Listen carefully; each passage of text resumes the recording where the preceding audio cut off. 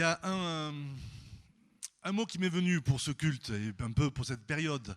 Cette semaine, je ne sais plus où d'ailleurs, je crois que j'étais en train d'essayer de faire revenir l'eau de ma piscine, peut-être. Petite piscine, ne vous inquiétez pas. Et ce mot, alors en français, c'est recette, mais pour ceux qui pratiquent l'anglais ou qui sont habitués à ce terme, c'est reset. C'est quoi ça? Vous avez tous eu ça sur vos appareils ménagers, sur les outils. Il y a toujours un bouton où quand ça se bloque, il faut appuyer dessus. Merci. Et c'est ce qui permet de repartir. Alors pour ceux qui sont des informaticiens, vous savez que parfois, et sur nos téléphones aussi, des fois ça rame, vous avez remarqué? Ça commence à ramer aussi. Bon, c'est pas possible. Est-ce que je change d'appareil ou est-ce que... des fois, il suffit juste de réinitialiser. Et c'est ce que signifie le mot reset. Et je me dis que peut-être que la période d'été, pour nos vies, alors nos vies dans toutes leurs dimensions, y compris la dimension spirituelle, ça pourrait être aussi un bon mot d'ordre. Évacuer tous les programmes, tous les jeux logiciels, tout ce qui vient alourdir nos cœurs, nos âmes, nos esprits, nos corps parfois. Évacuer tout ça, nettoyer, recentrer et repartir. Repartir pour une année nouvelle, alors qu'on soit en vacances ou pas, c'est même pas tellement la question parce qu'on remarque que même si on est en vacances, les logiciels là ils continuent à tourner parfois et ça suffit pas d'être en vacances. Mais quand même, ça peut aider. Et ça peut être aussi une direction. Et c'est ce que je vous propose de lancer comme perspective, très simplement, une petite méditation avec vous pour donner des pistes et puis vivre ce temps qui vient de manière profitable, de façon à pouvoir déposer tout ce qui peut peser, tout ce qui peut ralentir la marche, tout ce qui peut accabler parfois, et puis retrouver de la fraîcheur, retrouver du dynamisme, retrouver du punch. En fait, ça, c'est un principe biblique, pas simplement... juste comme ça pour le moment, mais vous savez que le reset initial dans nos vies, ça a été, pour ceux qui l'ont vécu, et sinon vous êtes invités à le vivre ce matin, ça a été ce qu'on appelle la nouvelle naissance.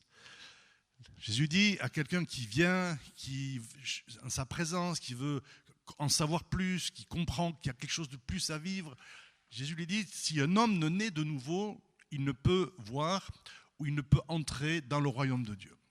Et cet homme, c'était un homme âgé et qui va répondre naturellement, mais comment est-ce qu'on peut à nouveau rentrer dans le sein de sa mère? Et Jésus lui dit, mais il ne s'agit pas de ça.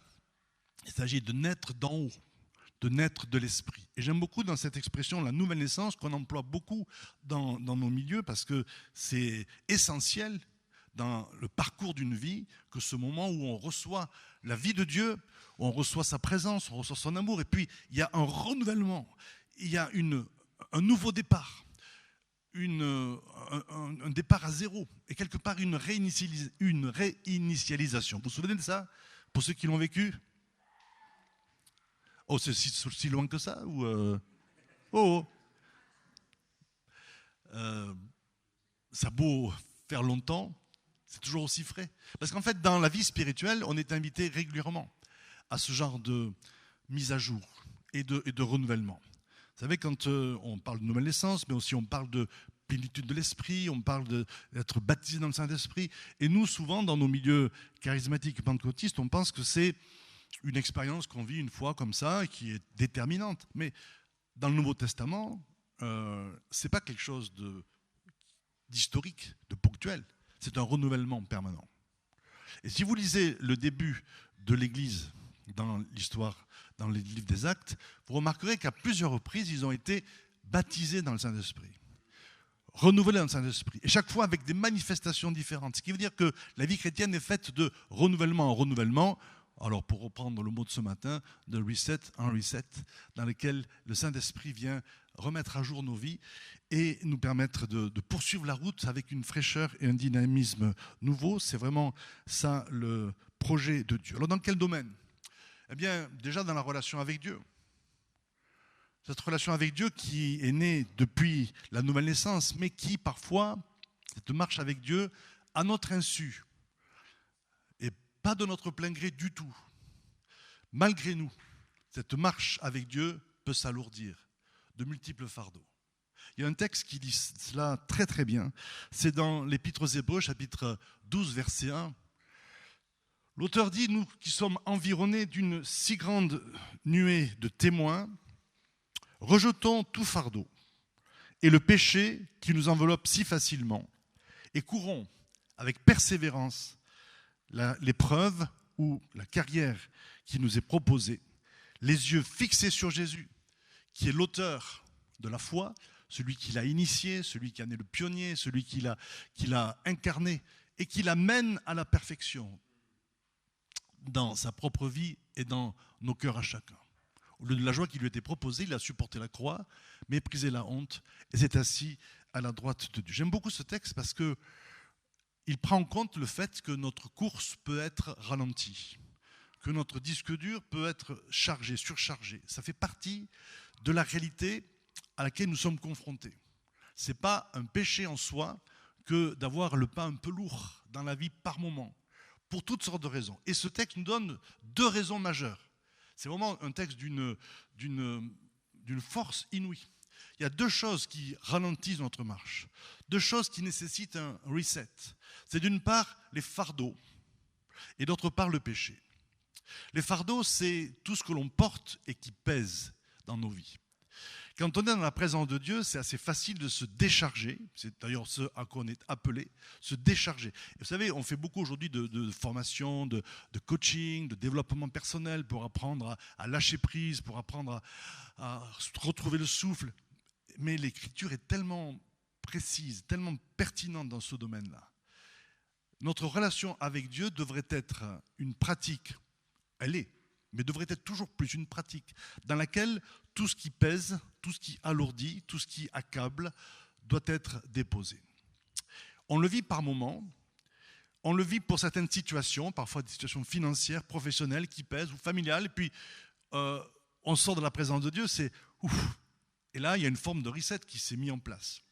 Mais vous l'avez remarqué, on est vite rattrapé. On est vite rattrapé par ce qui nous affecte, par ce qui nous inquiète, par ce qui nous pèse. Et donc, il faut sans cesse veiller, sans cesse être en alerte, sans cesse être vigilant par rapport à ce risque, cette menace de toutes sortes qui affectent nos cœurs et qui fait que tout d'un coup, la présence de Dieu n'est plus aussi claire, elle n'est plus aussi immédiate, elle n'est plus aussi dynamique. On a un peu de mal, on traîne la patte. Et on a du mal à vivre un renouvellement. Et là, on est appelé à faire un reset.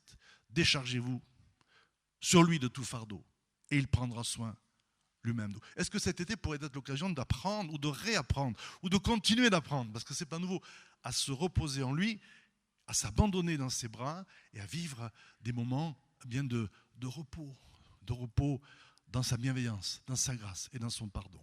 Et ça va être un élément. Parce que c'est vrai que quand nos esprits sont surchargés pour toutes sortes de fardeaux, quels qu'ils soient, eh bien, on a du mal à retrouver le chemin de la présence de Dieu. C'est pour ça que la louange, la pratique de la louange combative, de la louange de proclamation est essentielle comme respiration à notre être intérieur.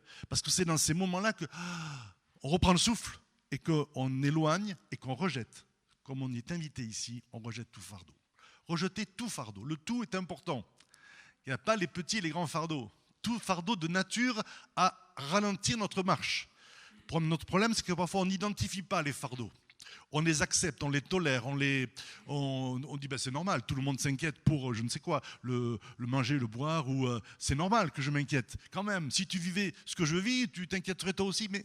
Et du coup, on finit par pactiser avec cette menace que représentent les fardeaux dans nos vies et le pas avec le Seigneur, la communion avec Dieu en est affectée. Rejetons tout fardeau.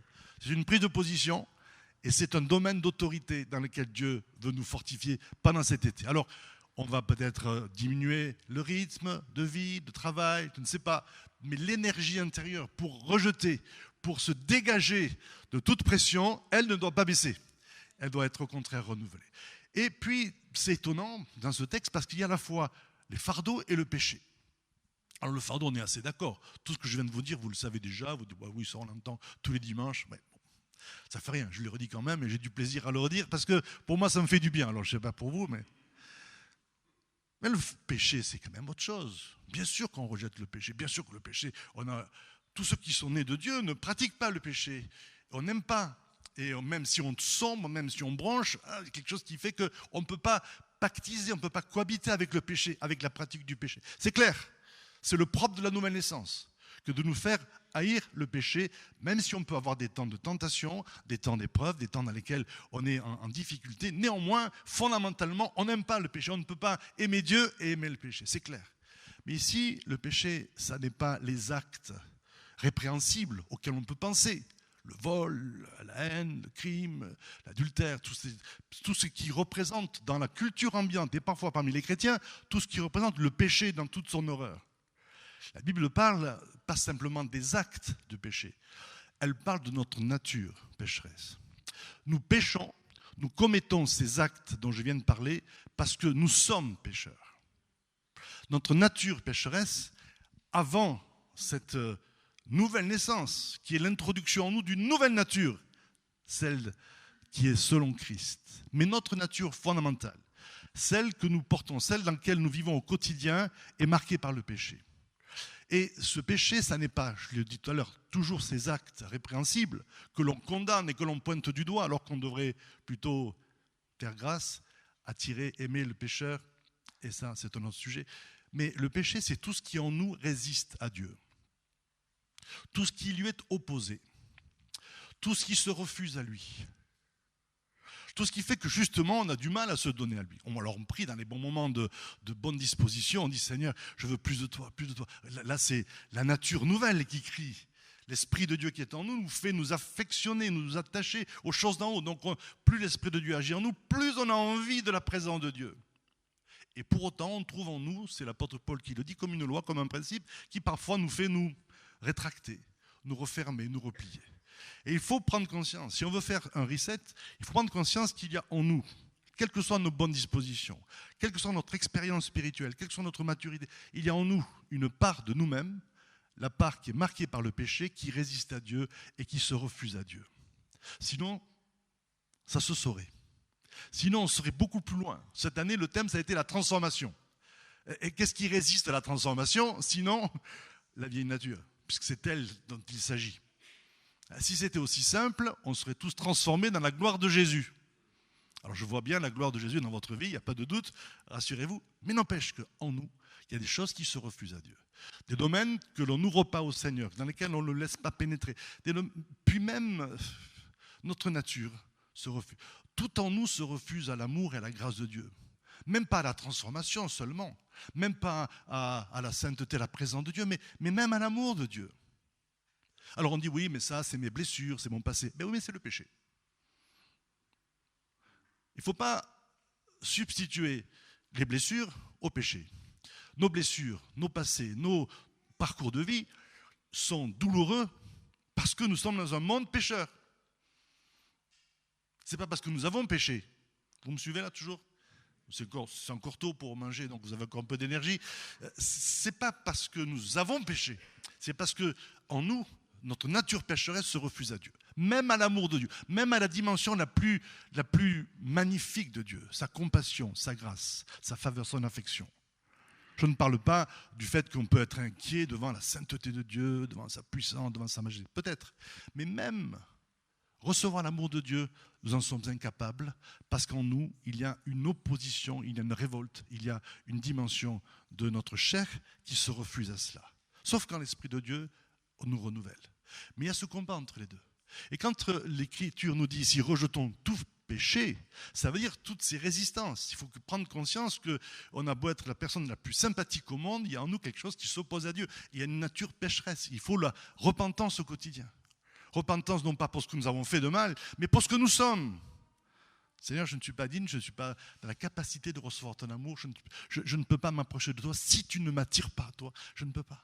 Si tu ne me gagnes pas à toi, si tu ne viens pas vaincre mes résistances, tout en moi reste éloigné de toi. Et ça, alors quand on en prend conscience, eh bien, on entre dans une dynamique de foi, d'autorité aussi, sur cette dimension de notre vie intérieure, pour prier que en moi, Seigneur, ça peut être une prière ce matin, que tout ce qui en moi te résiste, que tout ce qui en moi te fuit, que tout ce qui en moi se soustrait à ta présence, Seigneur, soit tenu en échec par ton esprit qui vit en moi. Ce n'est plus moi qui vis, c'est Christ qui vit en moi. Et la nature de Christ nous attire vers le ciel, nous affectionne aux choses d'en haut. Et du coup, alors ça devient plus facile, mais pour ça, il faut se recentrer sur le Seigneur, comme on vient de l'entendre, afin de pouvoir courir. Moi, j'ai envie de alors courir, bon... Physiquement, oui, je sais, je le devrais, ça va, je ne vous demande pas de commentaires, ça me ferait le plus grand bien, mais spirituellement, pouvoir courir cette année, cet été même, pouvoir s'élancer, pouvoir rebondir dans sa présence, ne rien laisser, même la fatigue physique, même la chaleur, même la canicule ou les orages, ça dépend des moments, nous éloigner de sa présence, mais au contraire avoir une souplesse dans notre être intérieur qui fait qu'on approche de Dieu dans la liberté, dans l'immédiateté de sa présence. C'est pas seulement dans ce domaine-là que nous avons besoin de faire un reset, parfois c'est dans la relation avec nous-mêmes. Parce que là aussi on peut dire oui, mais Dieu, je sais, Dieu m'aime, Dieu est plein de grâce, Dieu est bienveillant, très bien. Mais alors c'est un peu lié à ce que je viens de dire. En même temps, c'est pas pour ça que nous on se fait grâce aussi. C'est pas pour ça qu'on n'accumule pas envers nous, envers chacun de nous-mêmes, envers soi, je sais pas comment dire, des rancœurs, des blocages, des choses qu'on n'aime pas, qu'on supporte pas, des choses ou des façons de voir, de penser qui nous arrêtent, parce que parfois c'est la culpabilité, parfois c'est la mauvaise image, parfois c'est les échecs accumulés, parfois c'est les souvenirs douloureux vécus dans une année dans laquelle on se dit mince, j'ai pas su comment agir, comment rebondir, comment éviter, comment triompher. Et on accumule ainsi le souvenir parfois de nos échecs, de nos difficultés, de nos fragilités, et ça alourdit aussi nos vies dans la présence de Dieu. Parce que du coup, c'est beaucoup plus difficile de saisir sa grâce. C'est beaucoup plus difficile de saisir le pardon de Dieu. Même s'il est là, même si on l'a expérimenté, même si on le connaît. Si on ne se pardonne pas soi-même, à un moment donné, eh bien, on reste avec comme une distance, comme une peur, une crainte de s'approcher de Dieu. Donc il faudra faire aussi un reset. Il faudra appuyer sur le bouton reset dans la relation avec soi-même. Et je trouve que Paul, dans ce domaine, est un exemple formidable. Dans les versets qui précèdent ce passage qui est sous vos yeux, Paul raconte son parcours. Il n'est pas glorieux, on le sait, on le dit souvent, mais des fois on sublime tellement l'apôtre Paul qu'on oublie Saul de Tarse. Saul de Tarse, c'est d'abord un radical. Un radical qui va imposer ses convictions, soutenu par le monde religieux de son temps, à tous ceux qui l'entourent, et qui va combattre les premiers disciples, qui va participer à la première persécution, qui va être présent quand Étienne va être persécuté. Il va même, à ce moment-là, il était peut-être au tout début de son engagement religieux, il va porter les vêtements de ceux qui se sont mis en tenue pour lapider Étienne. Il a vu la mort d'Étienne. Et tous les chrétiens de l'époque savent que Saul de Tarse était là. Tout le monde sait ça. Et dans les églises, malgré le renouvellement du Saint-Esprit, malgré les miracles et tout le monde, face à Saul de Tarse, commence à avoir peur. C'est la personne à éviter, c'est la personne dont il faut se protéger, lui et les autres, mais quand même. Et ça va vite, les bruits, les informations. C'était le téléphone israélien, là. Je vous ai eu, là. Mais ça va vite. On est con. Vous avez entendu ce qui s'est passé la nuit dernière. Saul de Tarse est intervenu. Il est arrivé à Jérusalem. Il a amené en prison encore des dizaines de disciples. Vous vous rendez compte? Mais jusqu'au jour où Saul de Tarse est rencontré par le Christ. Le Christ qui vient devant de lui. Et moi j'aime beaucoup ce moment, mais ce n'est pas le sujet de ce matin, mais quand même. Et qui lui dit la parole suivante, non pas Saul, pourquoi tu persécutes les disciples, les chrétiens? Non. Saul, pourquoi me persécutes-tu? Et je fais une parenthèse que j'aime souligner, c'est que le Seigneur s'identifie à ceux de son peuple qui sont dans l'épreuve. et notamment dans la persécution. C'est pourquoi si la persécution venait, et elle est là dans tellement de pays dans le monde, nous ne pouvons pas douter de la présence, de la proximité de Christ. Et les témoignages nous parviennent du fait que ceux qui sont persécutés pour leur foi vivent dans ces moments-là une dimension de la relation avec Dieu qu'ils n'avaient jamais connue. Alors nous, bien sûr, qui sommes dans le confort et qui avons tellement peur de la persécution, on dit « Oh, on va prier pour eux ». Il ne faut pas prier dans la peur, il ne faut pas prier dans la crainte, il ne faut pas prier dans le désir que ça ne nous arrive pas à notre tour. Il faut prier dans la foi et prier dans le soutien que le Seigneur, qui s'est identifié à son peuple du temps des premiers disciples, s'identifie aussi à son peuple aujourd'hui pour les soutenir. Et si nous passons par là un jour, nous aurons le même secours, la même proximité, le même soutien. Pourquoi nous ne craignons pas? Et la persécution dont parfois on parle dans les réseaux sociaux et autres n'est pas à espérer, n'est pas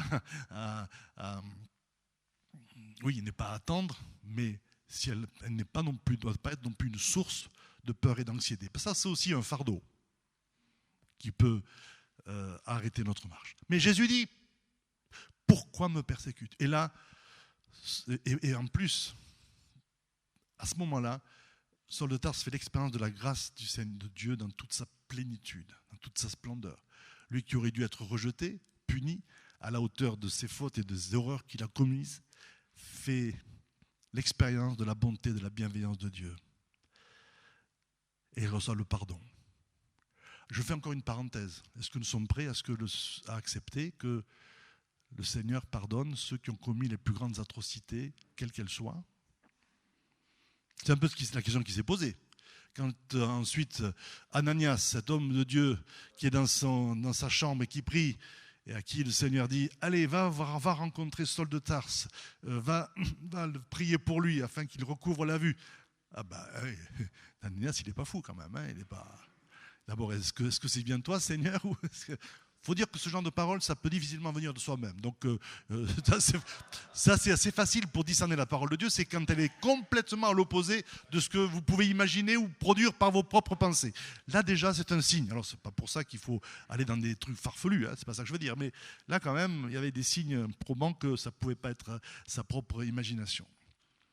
Mais Seigneur, tout ce qu'il a fait contre les tiens, oui, mais c'est un homme, un instrument de choix que j'ai choisi pour aller vers les nations, pour porter mon nom. Et Ananias se dégage de la pression de l'Église, de la pression de ce qu'il pense, de ce qu'il sait, de ses informations contre Saul de Tarse. Il se dégage de la pression même des autres, parce qu'il a pu se dire à ce moment-là, mais qu'est-ce qu'ils vont penser, mes frères et sœurs dans l'Église, s'ils savent que je vais prier pour Saul de Tarse? Mais il franchit la frontière. Il va au-delà de ça. Il va auprès de Saul, et Saul devient l'apôtre Paul.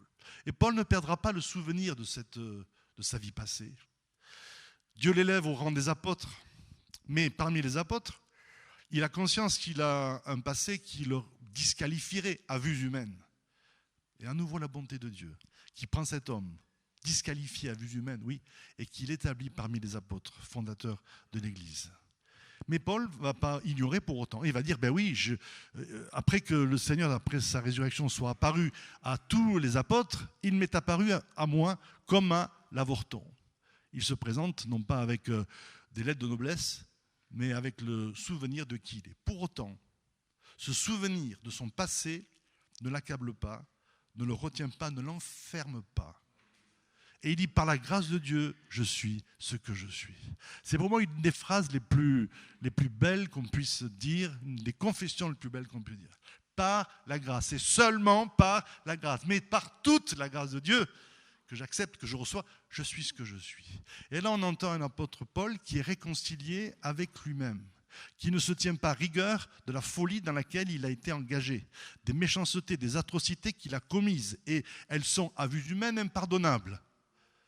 Néanmoins, il se pardonne parce qu'il a reçu le pardon du Seigneur. C'est quand même magnifique, ça. Par la grâce de Dieu, je suis ce que je suis. Si je ne peux pas dire ça aujourd'hui, si vous ne pouvez pas dire cela aujourd'hui, alors on va appuyer sur le bouton Reset.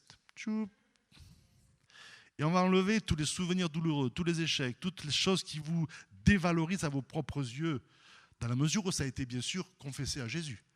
Si c'est le péché, alors là, on le confesse. et on demande pardon et on le rejette. Mais si après avoir laissé le Seigneur purifier nos vies, on est encore accablé, poursuivi, harcelé par le souvenir de nos erreurs, de nos fragilités, de nos faiblesses, alors il faut revenir à la présence de Dieu et appuyer sur reset.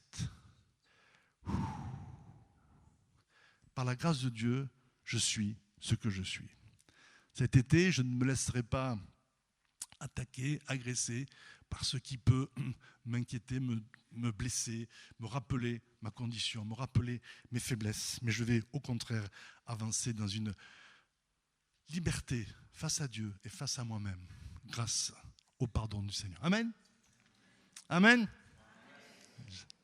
C'est pas mon habitude de solliciter les amen comme ça, mais ce matin j'ai envie. Donc,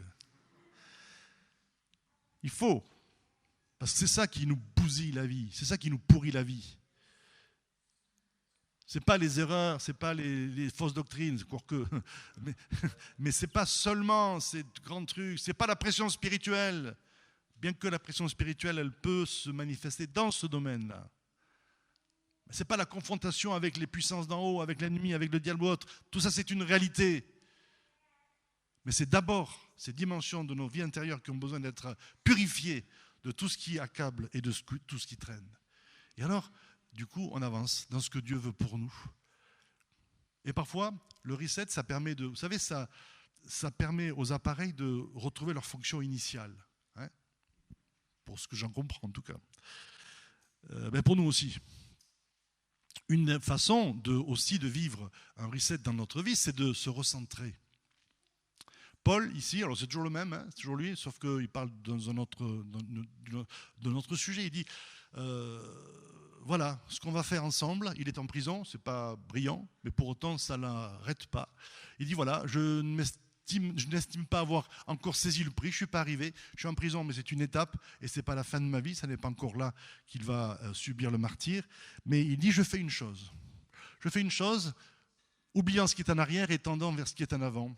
Je cours vers le but pour obtenir le prix de la vocation céleste de Dieu en Christ Jésus. Moi, ce que je soulignerai pour nous ce matin, c'est Paul qui dit, je fais une chose. Et vous vous dites, ah ben moi, si tu savais tout ce que je fais, si tu avais idée de tout ce que je fais, eh ben oui, mais justement, Paul n'était pas désœuvré, hein. Il était actif. Hein.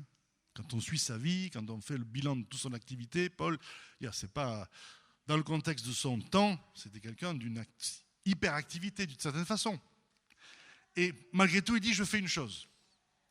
Ça mérite qu'on s'y arrête quand même un instant sur cette déclaration. Ça veut dire que dans nos vies, ce n'est pas la multiplicité de nos tâches et de nos occupations qui pose problème, c'est la dispersion. Si la multiplicité de nos tâches et de nos actions, de nos engagements n'est pas centrée sur l'appel, sur la raison d'être, sur la volonté de Dieu pour nos vies, alors là, oui, c'est fatigant. Là, oui, on est écartelé. Par contre, si dans tout ce que vous faites, quel que soit le nombre, parce qu'en fait chacun est différent, certains ont une capacité de travail particulière, d'autres moins, et ça ne change rien à notre valeur. Simplement, dans ce que nous faisons les uns et les autres, même quand on ne fait qu'une seule chose, on peut être perdu déjà. Hein. Il y a des gens qui se noient avec une seule chose, et d'autres qui sont capables de gérer plusieurs choses. Mais c'est ainsi, c'est pas grave. L'important, c'est que quel que soit notre niveau d'activité, on puisse dire je fais une chose. C'est-à-dire que je sais ce à quoi Dieu me destine. Je sais pourquoi Dieu m'a appelé là. J'étais cette semaine ou la semaine dernière dans un lieu où je suis engagé, je passe sur les détails, et je m'interrogeais, je dis Seigneur, est-ce que c'est moi qui me suis mis dans cette situation ou c'est toi? Et aussitôt, j'ai vu, alors d'une façon très pratique, très concrète, mais peu importe la façon dont ça s'est passé, comme une approbation et une confirmation que c'était Dieu qui me voulait là, à cet endroit-là. Je peux vous le dire parce que ça n'a rien. Mais c'est tellement banal que vous allez dire, bah, franchement, il n'est pas très spirituel. C'est que ça pour le. Ah ben oui, donc c'est un endroit où je devais me garer. Alors moi je suis et où il n'y a jamais de place. Les seules qu'il y a, c'est celles qui sont limitées, qui font que quand vous ne respectez pas le temps, vous prenez une amende, comme j'ai fait il y a quelques temps. Bon, ça c'est mon côté rebelle aussi, me fait ça autre chose. Et il n'y a jamais de place libre à l'heure où j'étais là. Et au moment où je prie, je dis, c'est toi ou c'est moi? Une place de rêve, sans limite d'heure, gratuite. Alors vous me direz, oh, ça franchement, eh bien oui, pour moi ça compte. C'est peut-être un détail pour vous, mais pour moi, ça a l'importance. Puis en plus, une petite blague avec ma femme, avec Daniel, sur les parkings. Je trouve généralement souvent de la place où je dois me garer, et puis elle non, donc c'est une occasion de se dire, de se taquiner. Bon, mais ça c'est autre chose. Mais voilà, j'ai pris ça comme, Seigneur, c'est étonnant, là quand même, celle-là je ne l'ai jamais eu de place. Hein. Alors, pourquoi je dis ça? Parce que on a besoin de savoir si ce que nous faisons, si là où nous sommes engagés, là où nous vivons, nous sommes dans le projet de Dieu ou pas. On ne mesure pas la volonté de Dieu au fait que ce soit facile ou difficile. Hein. Ce n'est pas parce que c'est facile que c'est le projet de Dieu. Ce n'est pas parce que c'est difficile que ce n'est pas le projet de Dieu. La question n'est pas facilité ou difficulté. La question, c'est la volonté de Dieu. Et si c'est la volonté de Dieu, ça peut être difficile pour toutes sortes de raisons. N'empêche que j'ai la force de traverser la difficulté et d'avancer dans ce que Dieu veut. Vous me suivez là? Ce n'est pas parce que tout va bien que c'est la volonté de Dieu. Et ce n'est pas parce que tout va mal que ce n'est pas la volonté de Dieu. On ne se base pas sur les circonstances, on se base sur le témoignage de Dieu dans notre vie. Je fais une chose, Seigneur, est-ce que je fais bien ce que tu me demandes? Est-ce que je suis bien là où tu veux que je sois? Et c'est vrai pour tous nos engagements associatifs, professionnels, d'église aussi. Pour pas que notre vie intérieure s'alourdisse, pèse et devienne difficile à supporter. Je fais une chose. On le dit ensemble, ça? Allez, une proclamation. Je fais une chose. Je fais une chose. Et puis cette chose-là, vous allez savoir, Dieu va vous montrer quelle est-elle cette chose pour votre vie. Mais pour nous tous, je fais une chose. Oubliant ce qui est en arrière, on revient à la question de tout à l'heure. Je cours vers le but. Je fais une chose. Amen. Et c'est comme ça qu'on peut être sauvé sans être perdu. Puisque vous savez bien que ça, c'est une façon pour moi de montrer que le salut, c'est être au cœur du projet de Dieu plutôt que de tourner en rond. Le dernier domaine dans lequel on a besoin de reset permanent, c'est nos relations les uns avec les autres. Ben oui. Surtout quand on est des vieux routiers, des vieux compagnons de route, dans le couple, dans les équipes de travail à l'église, au boulot, on a besoin de parfois mettre un reset. Parce que les occasions de se blesser, les occasions d'être mal à l'aise, d'être gêné, de ne pas être d'accord, il y en a, hein. Il y en a. Et Pierre, il était conscient de ça. Alors Pierre, on peut lui reprocher ce qu'on veut, il est un peu bourru, mais il était fin quand même. Il a compris que les relations, c'était pas si simple et qu'au bout d'un moment, Seigneur, jusqu'à quand, quoi? Jusqu'à quand? Combien de fois? Ça va durer longtemps, ça, ou quoi? Qui n'a jamais dit ça? Ça va durer longtemps? Il va bien que ça finisse un jour. Combien de fois pardonnerai-je à mon frère? Et Jésus lui dit, ben non. Les paroles de Jésus sont désagréables, mais alors un point. Vous n'êtes pas d'accord avec moi? Vous n'osez pas? C'est pas une insulte, hein, c'est pas un blasphème de dire que les paroles de Jésus sont insupportables à notre chair. Vous avez compris? Donc c'est vraiment désagréable. C'est insupportable, inadmissible. Et pourtant c'est la vérité. Seigneur, combien de fois pardonnerai-je à mon frère? Ça veut dire que ça sent le vécu. Hein, ça sent le vécu. En plus, dans l'équipe des disciples, il y avait de quoi se friter, il y avait de quoi, ces caractères, ces tempéraments, de ces histoires de vie, que franchement, mettre ces 12 bonhommes ensemble, il fallait s'appeler Jésus. Hein. Et moi, ils auraient tous raté le test de recrutement. Hein.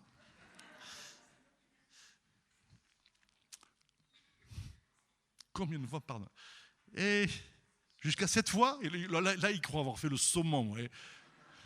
Jusqu'à 7 fois, parce qu'il connaît 7 chiffres de la perfection et tout. Donc, là, il est à son maximum, Pierre. Jusqu'à 7 fois, il est tout fier. Il attend qu'une chose, c'est que Jésus lui dise, tu as compris, Pierre, bravo, jusqu'à 7 fois. Et comme ça, il aurait fait le fier devant tout le monde, comme souvent. Eh bien, encore une fois, Jésus rajoute à son côté vraiment de plus en plus désagréable. Non, pas jusqu'à 7 fois. Pierre. Jusqu'à 70 fois, 7 fois. Et là, on est dans la perfection du pardon. On n'a pas la suite.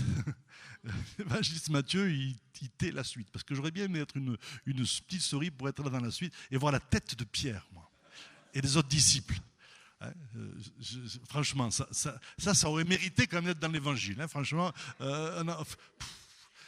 comment Pierre aurait réagi à ce truc-là 70 fois, 7 fois.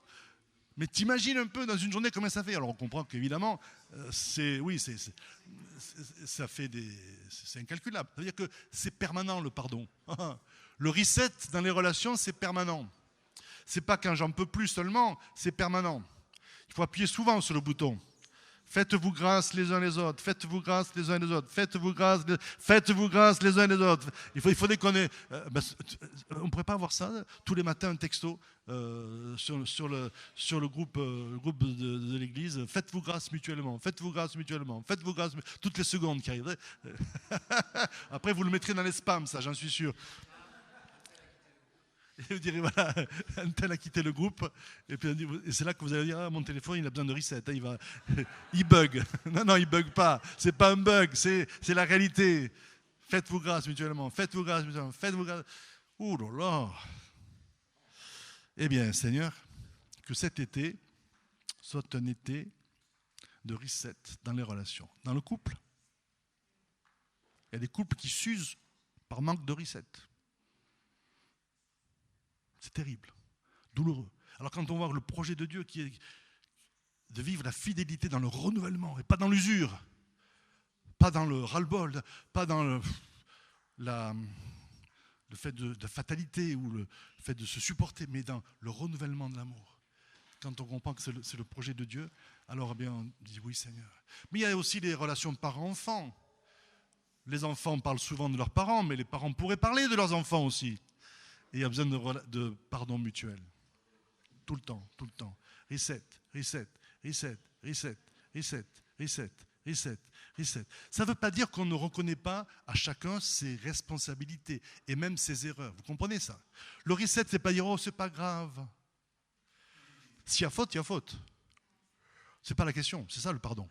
C'est pas dire, c'est pas grave, c'est pas nier la responsabilité, mais c'est refuser que la faute éventuelle de l'autre devienne un fardeau pour moi. Le pardon, c'est se libérer, c'est libérer l'autre, mais c'est se libérer soi-même aussi. Et c'est ça qui est important. Et des fois, on a du mal, on dit non, je ne vais pas pardonner, parce qu'après, il va se croire tout permis. Quoi. Oui, mais c'est pas la question. Quoi. C'est pas la question. Chacun est responsable devant Dieu. Point. Mais moi, je suis responsable de ne pas me laisser accabler, de ne pas me laisser alourdir par des non-pardons, par du ressentiment, par de la rancune, par de la rancœur, par de l'amertume. Non, c'est ma responsabilité. Donc, reset. Et il y a tellement de choses dont on doit se libérer. La crainte du regard des autres, la peur du regard des autres et toutes ces rancœurs accumulées. Moi, je veux que dans cet été, si jamais, je vous rassure, je n'ai pas de reset à faire pour aucun d'entre vous. Tout le monde me regarde maintenant. Oui, non, mais c'est vrai, Xavier, il me regarde. Ah bon? Mais si, non, mais je t'assure, hein, j'ai pas de. Mais par contre, voilà, il peut y avoir d'autres lieux, d'autres. Bon. Mais je veux que ce soit un été de reset, dans lequel les relations sont allégées, purifiées, le ciel soit clarifié. Et quand le ciel est clarifié, alors qu'est-ce qui se passe? La présence de Dieu vient. On parlait d'être un seul cœur, une seule âme.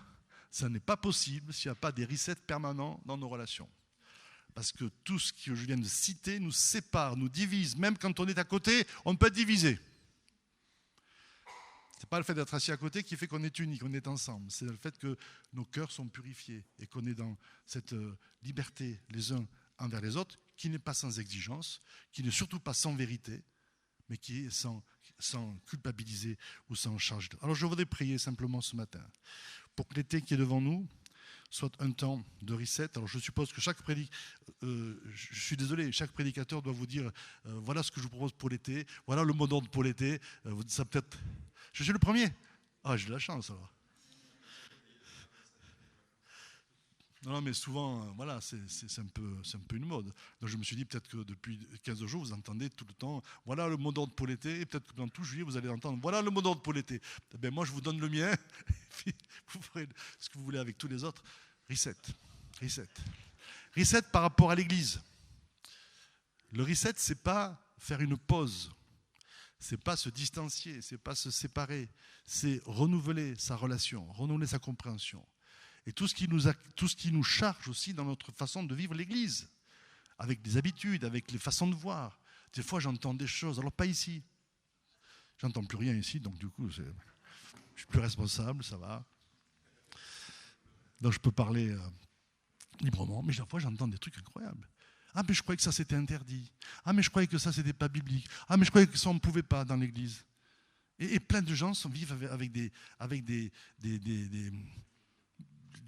traditions, parfois des ragots, des on-dit, des incompréhensions.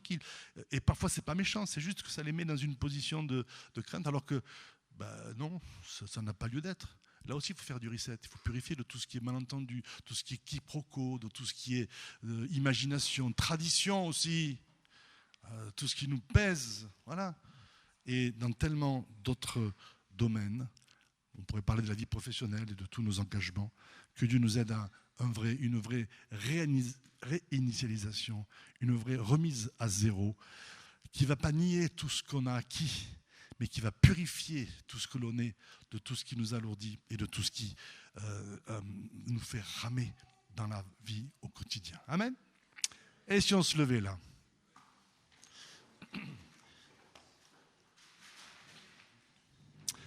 Rejetons tout fardeau et le péché. C'est donc une action délibérée, intentionnelle, volontaire, et on se met dans cette situation, quels que soient les domaines dans lesquels il peut nous sembler difficile de faire ce reset. Nous nous tenons devant Dieu en comptant sur sa force et sur sa grâce. Et ensemble, parce que nous sommes unis d'un même cœur, d'une même âme, nous avons autorité sur tout ce que ce par quoi l'ennemi voudrait alourdir notre marche. Seigneur, nous sommes devant toi et nous te bénissons parce que tu as prévu pour nous non pas une vie pénible, difficile, fatigante, mais tu as promis de nous donner du repos. Tu as promis de nous donner de l'abondance. Tu as promis de nous donner de la joie, même au milieu des difficultés. Tu as promis ta victoire. Seigneur, ta victoire, c'est notre victoire. Et ce matin, nous sommes devant toi dans une position de foi, chacun face à tout ce qui peut nous accabler, tout ce qui peut nous alourdir, tout ce qui peut nous faire ramer et ralentir notre marche. Nous tenons ferme face à tout cela. Et Seigneur, tu sais comment parler à chacun. Tu sais comment montrer à chacun les domaines dans lesquels il doit opérer cette remise à zéro. Et je prie, Saint-Esprit, que tu viennes agir, parler, souligner. Et alors que nous faisons face à toutes ces lourdeurs, toutes ces agressions, nous nous tenons ensemble devant cela, en ton nom, revêtus du sang de Jésus, dont la rançon est suffisante pour nous racheter et pour nous purifier, et pour nous faire tenir devant toi, mais aussi devant les hommes, et face aux ténèbres, dans une position de justifié. Ce matin, nous recevons l'abondance de la justice, l'abondance de la grâce et du don de la justice pour régner dans la vie et pour refuser le pouvoir à quoi que ce soit et à qui que ce soit de peser sur notre marche.